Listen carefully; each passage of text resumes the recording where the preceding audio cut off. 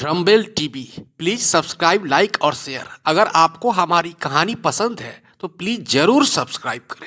एक जंगल की एक गुफा में एक बाघ रहता था। वो बहुत ही क्रूर था।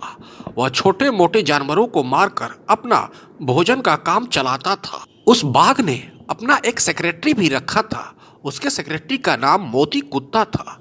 वैसे तो मोती कुत्ता अच्छा ही था, उसका दिल साफ था, पर उसकी मजबूरी थी। वह बाघ को छोड़ नहीं सकता था। अगर बाघ को छोड़ता तो बाघ उसे मार देता। इसी डर से वह हमेशा बाघ के साथ रहता था। आज वह बाघ के गुफा में आया है। बाघ ने मोती कुत्ता से बोला, ओए मोती कुत्ता, तू कहाँ था इतने दिन तक? मोती कुत्ता ने जवाब दिया, सरकार कहीं नहीं था, बस भोजन की तलाश में देर हो गई थी। चल जा, मेरे लिए भैंसे का मांस का प्रबंध कर। तो मोती कुत्ता को हर हाल में भैंसे का मांस लाना ही होगा, नहीं तो मारा जाएगा। इधर एक दूसरे जंगल में एक भैंसी और एक भैंसा रहता था। भैंसी गर्भवती थी। कुछ ही दिनों में उसका बच्चा होने वाला था, इसलिए भैंसा उसका हमेशा ख्याल रखता था। वह इस बात की हमेशा फिक्र रहता था कि कोई जानवर आसपास के भैंसी पर अटैक ना कर दे, इसलिए वह हमेशा बॉडीगार्ड की तरह आगे पीछे रहता था। भैंसे ने भैंसी से बोला, सुनो, मैं अभी बाहर जाने वाला हूँ, तुम अपना ख्याल रखना। बगल के जंगल से इस जंगल में जानवर शिकार के लिए आते हैं, वे तुम्हें अपना शिकार बना सकते हैं, इसलिए तुम हमेशा सजग रहना। ज़रूरत पड़े तो तुम मुझे आवाज़ देना, ठीक है? इस ऐसा कहकर भैंसा चल देता है।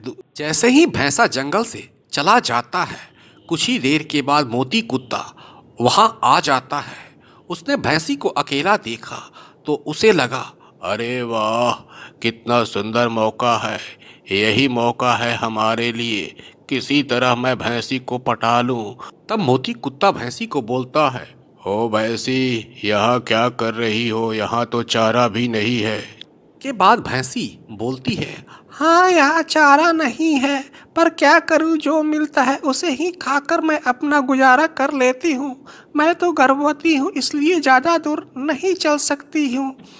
तब मोती कुत्ता ने जवाब दिया, अरे इसमें इतना क्या दिक्कत है, तुम चलो हमारे जंगल, वहाँ काफ़ी हरे हरे घास हैं, उन घासों को खाकर तुम ताकतवर हो जाओगी और तुम्हारा बच्चा भी मजबूत होगा। भैंसी कुछ देर के लिए लालच में पड़ गई। उसे लगा, आखिर इस जंगल में घास नहीं है, भोलू कुत्ता भी ठीक ठाक आदमी है, क्यों न मैं दूसरे जंगल जाकर हरे हरे घास को खाऊं। अब तो भैंसी इस कुत्ते के बात में फंसकर दूसरे जंगल चली जाती है। अब उसे क्या पता कि कुत्ता उसे फंसाकर बाघ के पास ले जाएगा और बाघ उसे मार देगा। कुछ ही देर के बाद वह भैंसी उसी बाघ के गुफा के पास पहुंच जाती है। बाघ ने जब भैंसी को देखा तो कुत्ते को शाबाशी दिया और बोला, वाह कुत्ते वाह, तूने तो मेरा काम सफल कर दिया। भैंसी, अब तो तुझे मैं ज़रूर खाऊंगा, बहुत दिनों हो गए मुझे भैंसी का मांस खाए हुए। भैंसी तो डर गई। उसे लगा, यह बाघ तो मुझे और मेरे बच्चे को मार देगा।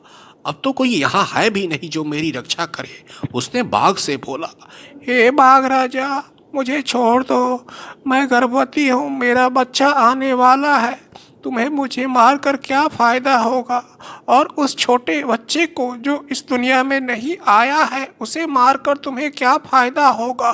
दुष्ट बाघ बिना सोचे समझे भैंसी पर अटैक कर देता है। भैंसी जोर से चिल्लाती है, तब भैंसा आवाज सुनकर तुरंत वहां चला आता है, उस दुष्ट बाघ पर अटैक कर देता है। एक ही दो अटैक के बाद बाघ वहीं गिर जाता है। उसने कुत्ते को भी मारा। भैंसे ने कुत्ते से बोला, दोस्त, तेरे चलते ही मेरी भैंसी यहाँ आई है। भैंसा अपनी भैंसी को भी डांटा और बोला, क्यों तुम इस दुष्ट के चक्कर में पड़कर यहाँ चली आई? अगर नहीं आता तो मारी जाती ना।